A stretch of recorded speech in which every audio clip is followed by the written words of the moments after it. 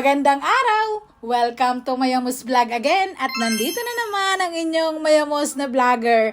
Anyway guys, for today's mini vlog at finally, naikabit na nga yung tubig namin dito sa bahay. Chararan! Last month pa nga namin to nabili mga kayamos pero ngayon lang namin naikabit.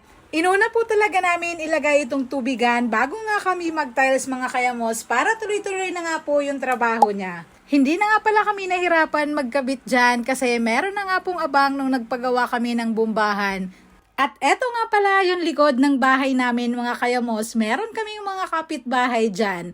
This time, binuksan nga lang namin yan para pumasok naman yung sinag ng araw at medyo maliwanag tingnan. Ganito nga yung mga namimiss natin dito sa probinsya, yung tipong may kapitbahay ka na may tanim na malunggay at hihingi ka lang para sa iyong lulutuin, diba? Di kagaya sa Maynila ay pupunta ka pa talaga sa market para makabili ng mga ganitong gulay. Anyway, this time papunta nga tayo dito sa likod dahil nga nilagyan na nga rin namin to ng gripo.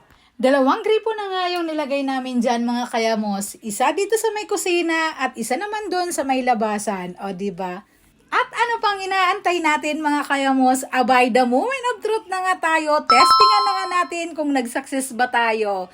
Eto na at no more sana all na talaga, may patubig na nga dito sa aming lababo. Siguro naman sisipagin na nga to maghugas ng pinggan yung anak ko dito sa bahay kasi meron na nga pong tubig sa may lababo.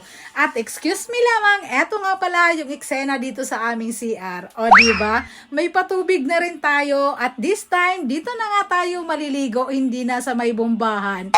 So ayun lamang aking vlog for today. Maraming salamat sa panonood. Paalam!